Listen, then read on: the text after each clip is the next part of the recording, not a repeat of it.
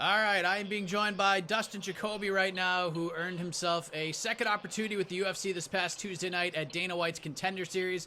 Picked up a unanimous decision win over a very tough, very game TyFlores, and a nice new contract to boot for Mr. Dustin Jacoby. How are you, man? I'm good, man. I'm doing great. It's Friday. It's beautiful weather here in Colorado. Made it home safely and just healing up, from the tough battle I had with TyFlores, and gonna go play a little golf today. There you go. It's been a few days since it all happened. How does it all feel 3 days later? Has it really sunk in that you're back in the UFC for the first time Yeah, since early 2012? yeah, it's sunk in, man. I've had a lot of interviews, so a lot of time talking about it and thinking about it, and I'm excited to be back with the company, and I look forward to putting on exciting fights for them and for the fans. So there's one thing that I was kind of thinking about as I was watching you fight, because you were in the UFC for excuse me, for two fights. You fought Clifford Starks in October 2011, UFC 137, and then you fought Chris Yep. Camozzi a few months later. You entered the UFC when you were 6-0.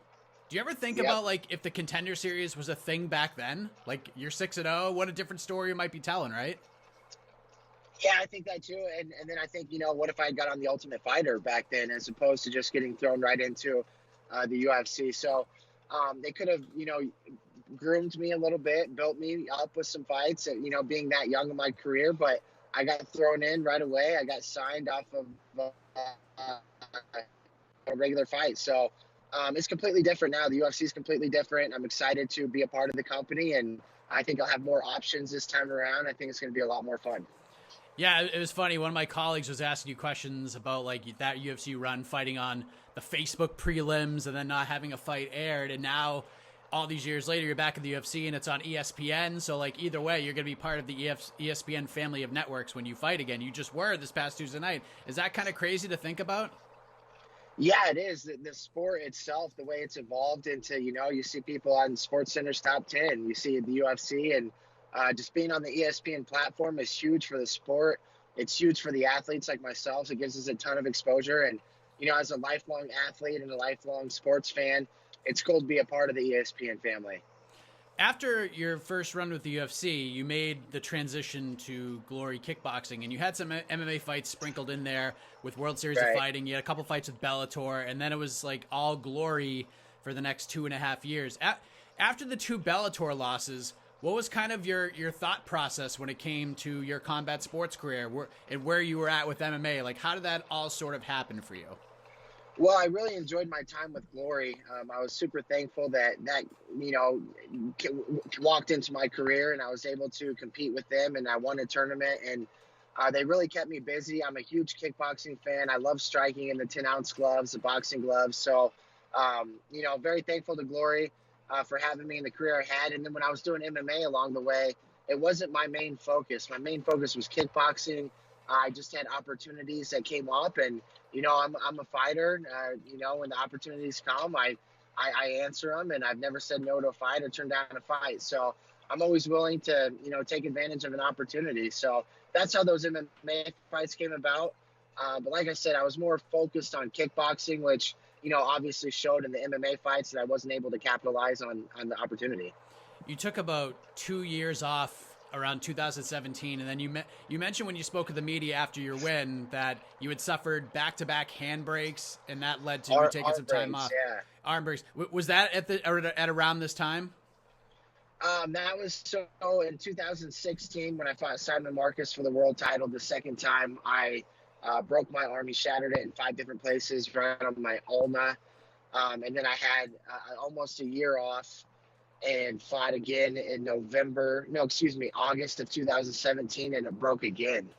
And then I had the opportunity to go out and be a striking coach with Stipe Miocic when he was on the Ultimate Fighter coaching against Daniel Cormier. And in 2018, again, that was early 2018, and then my arm, I just could not get through a training session. It kept giving me fits. I didn't like being the guy that always had to sit out or just couldn't participate. So I ended up taking about 8 months off that year. And honestly, I was pretty content. There was moments where I thought I wasn't going to fight again, compete again. I was just being a regular guy, living a normal life, and not going to the gym every day, not having to deal with the grueling training, and And then Anthony Smith, when he fought John Jones, pretty much pulled me back in. He said he needed my help and that I'd be a good look, and kind of fell in love with MMA again and started going hard at it. And here we are today. It's paid off. Yeah, I mean, trying to prepare and help put together a game plan for a guy like John Jones and trying to solve that puzzle, that's got to give you some motivation and get the wheels turning a little bit, right?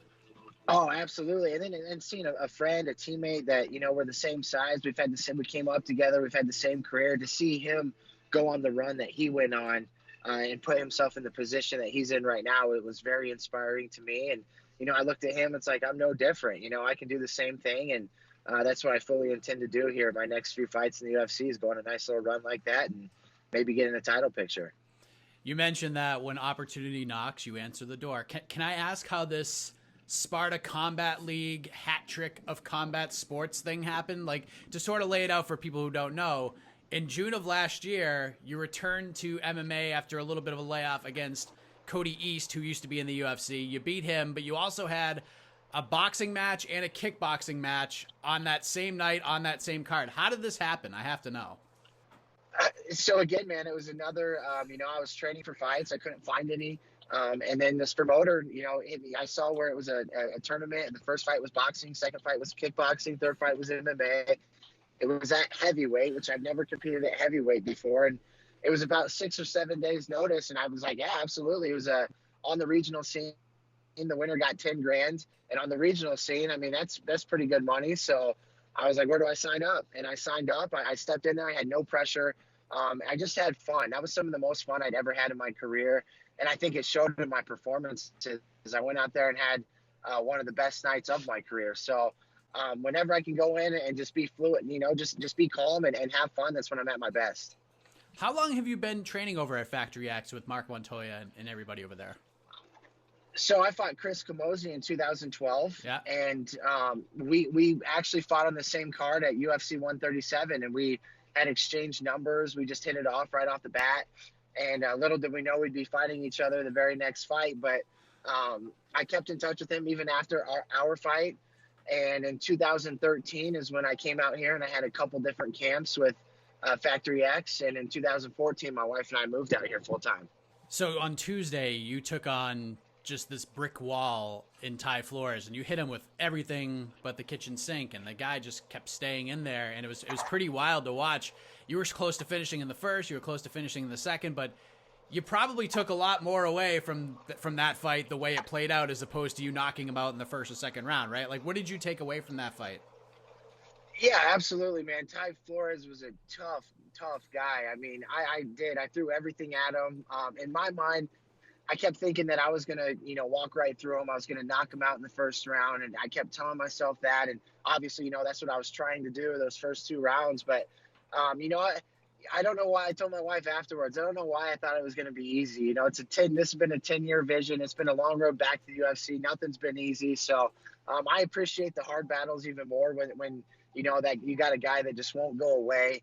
It brings out the best in me. It brings out the best in him. And, hats off to TyFlores. I have a lot of respect for that kid. And when we locked eyes in the cage before the fight, I could tell right then and there that he was a grinder and he wasn't going away easy. So, again, hats off to him. Tough dude. So normally on the Contender series, when Dana is making his decision, he comes out, gets ready to tuck the lower ankle, but before that happens, all the fighters get back to the back and they sit in their chairs, and it's this whole process that happens. You weren't back in that room yet when Dana had come out, right? No, because I had to get I'll show you a little peek. I had to get my eye stitched up. All right. Yeah. Ah, gnarly. It was gnarly. Yeah, it was literally the only significant strike he got me with was that knee in the second round. And so I was in the back, and I was there for like 40 minutes getting, stitched up. So I never got to sit in the chair or talk to Dana. I missed out on that. But they told me when I was laying back there that I got the contract. So I was pretty happy with that. Did you know how it all played out, though? Because he was out there, he gave a couple of contracts, and then when it got to your fight, he thought of it like split second decision. He was like, you know what? I'm going to give him a contract. Did you know that's how it worked? No idea. I had no idea. My coach just said, hey, man, you got a contract. And I was like, oh, cool. And at the time, I was so incredibly exhausted that I wasn't even worried about that, and after the fight, I wasn't sure if I had won the contract with it being a decision. I know Dana likes finishes, but what I did know is that I won decisively. I improved my record to 12-5, and I knew I was in a great spot. If I didn't get the contract, I knew I'd be getting a call here in a couple months. So, no, but as far as the drama goes with him just deciding on the spot, I didn't know. I didn't see it that way. And then when I watched it afterwards, I was like, whoo, could dodge the bullet there. One thing he said to the media afterwards that stuck out when it came to making that decision, he said that the main reason he took that, he gave you the contract because if he didn't give it to you then, he didn't feel like you would ever get back in. Did you what did you think of that? Because obviously it feels like you didn't feel the same way. I didn't feel the same way. I took it with a grain of salt. I think it adds a little more drama to it. It adds a little bit more to the story, which of course everybody likes. Everybody eats that up. But there's no denying me, man. I'm 12-5. If I go out there and put on a performance like that, I knew damn well that I'd be getting a short notice fight, last minute call, especially with the times that we're in. Right. They're looking for guys that are willing to step up and fight, and they know I am. And obviously after that fight, they know I can fight. So I knew I was in a good spot, but of course it's always good to get it that night. Is your plan to stick around at 205? Yeah, I'm going to stay at 205. If the right fight at 185 presents itself, I would be more than willing to do so. I just feel I'm not a big guy. I walk around at 210 pounds as far as for the light heavyweight division, but I feel like I'm much quicker at 205. I don't think power's an issue. Nobody's just going to walk right through me as far as the power goes. So I think at 185, guys are a little bit quicker than myself. But if the right fight presented itself, I'd be open. But I think, it's really nice not having to waste any time, energy, thought into a weight cut. Sort of like looking at the roster a few days after the fact, because you said in your scrum that, whoever the UFC wants me to fight, line them up, I'll take them on. But is there anybody that sort of sticks out to you? Any matchups where it's like, yep, this one would check all the boxes that the fans would want to see and really get a kick out of? Yeah, I've got one. A guy I have a ton of respect for, but Gokhan Saki, a big kickboxing guy, just a legend in the kickboxing, and doesn't have a big MMA career, doesn't have a big MMA record.